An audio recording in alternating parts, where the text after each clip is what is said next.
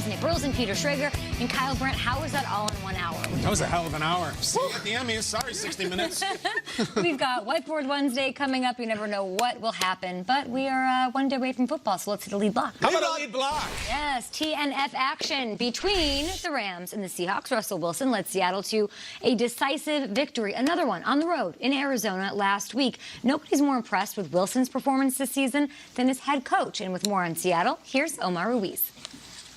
Good morning, Kay. According to Pete Carroll, Russell Wilson is off to his best start ever, and the numbers certainly back it up. He's on pace to finish with the second highest completion percentage in NFL history. He's passing for more yards than he ever has. He's had 8 touchdowns, 0 interceptions, and has the highest passer rating of anyone in the league, not named Patrick Mahomes. And as important as all of that is, his leadership this season has been as important. After Chris Carson fumbled each of the first 3 Seahawks games, Wilson reminded him last week that even the great Walter Payton had fumble issues early in his career. Carson responded by having the best game of his season thus far, 145 total yards, including 104 rushing. Wilson also said he spent extra time with Will Dissly, the tight end, who was returning to Arizona on Sunday, playing there for the first time since he had season-ending knee injury last season. And Dissly responded with a career-high 7 catches. So that relentless positivity we've always seen from Wilson paying off tangibly here in the first quarter of the season. Let's send it back to you now in the studio. Well said and well outlined. Will Dissly balled out. Russell Wilson does it all. But look, he certainly has the work cut out for him against the Rams. Aaron Donald has sacked him 10.5 times in his career. That is more than any other quarterback Donald has faced. So Pete Carroll says that he thinks Wilson's playing the best football of his career. I actually made that point yesterday. I said if he beats the Rams on Thursday Night Football, his MVP campaign is launched. But Wilson, I feel like it does not get mentioned in the NFL discussion. So Schrags, do we take Russell Wilson for granted? It's funny, Kay, because I could say that he's underrated. I could say that he's not appreciated, because the truth of the matter is when we do these conversations at the table, I go gaga over Patrick Mahomes. We hear a lot about Aaron Rodgers. We do a lot of talk about guys like Dak and Wentz in the East. And sometimes because they're in the Pacific Northwest, maybe Russell Wilson isn't mentioned in that conversation. Of course, Brady is always going to be the gold standard. But I can't say he's underappreciated when he's the highest paid player in all of football. That he broke the bank, and at no point in those negotiations did anyone say, now, wait a second, Russell Wilson doesn't deserve that. Like, the only concern was, do you invest that much money in the quarterback position, considering you can't pay anybody else if you do that?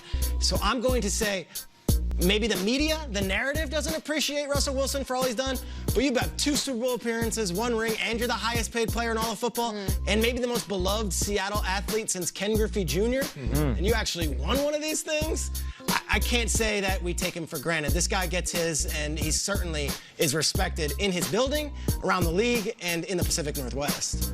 I don't know what these other shows are doing. We hype Russell Wilson all the time. We love him here. I said to start the season, I think the Seahawks are going to win the West. And I think if I had to pick 5 quarterbacks out of 32, I will take Russ as one of my top 5. The problem is with the appreciation and the optics, we are now living in a Mahomes world, all right? He is still, Russ this year alone, is about 100 yards per game behind Mahomes as well, 100. So it's like, guys, you know, in 1994, Pulp Fiction and Shawshank didn't win squat because everything went to Forrest Gump. Those are all-time great movies. You know how incredible it is to win a silver medal in the Olympics? You're the second best shot putter in the world. But that gold medal guy is incredible. That's Mahomes. Mahomes is doing Mahomes things every week. I don't take Russell Wilson for granted at all. I think he's going to have a home playoff game this year. But it's just that other object is so shiny. I think he doesn't end up in a lot of the segments that people do. I'm right there with you guys. You know, me playing for the Seattle Seahawks and that being my hometown over the last few years of us doing Good Morning Football, when I would do my underappreciated, and I say, there's a guy in Seattle. I know we're not paying attention to him. It's Russell Wilson. And people say, oh, Nate, come on, man. You're just being a homer, bro. You just want to talk about Seattle because that's your former team.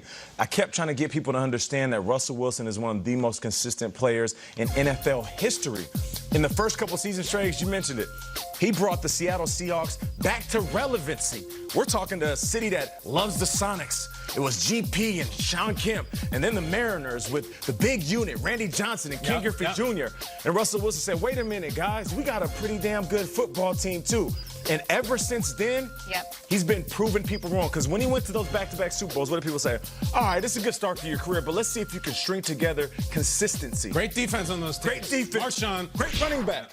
And then all of a sudden, he starts stringing together. He realized that when you're making comparisons, one, don't make a rookie comparison like Kyler Murray saying he's the next Russell Wilson, because he ain't even close. He got a long way to go. And when I stand on this table and say, Russell Wilson is just as good, maybe even better than Aaron Rodgers, don't scoff at me. Actually, just look at the numbers and make a decision for yourself. That's all I'm saying. Russell Wilson needs to be appreciated. No doubt.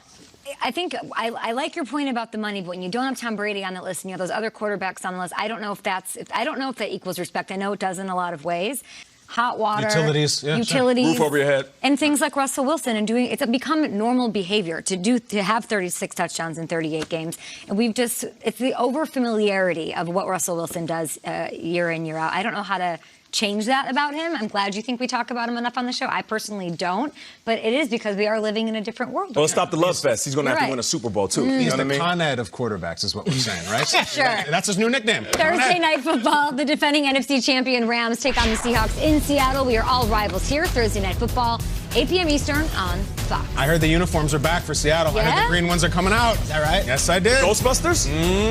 I'm still laughing to myself at you showing me Pete Carroll on the sideline during Angry Runs. Oh, my God. Chris Carson ran somebody over, and Chris Carroll was doing cartwheels. He's the best. You can see it at 8 on Fox. Now let's open up the whole NFC discussion here. Zoom out. A lot of good teams here since the Saints lost quarterback Drew Brees. Backup quarterback Teddy Bridgewater's led the team to impressive victories. They had wins over the Seahawks, aforementioned, and the Cowboys. So do we feel confident saying the NFC will go through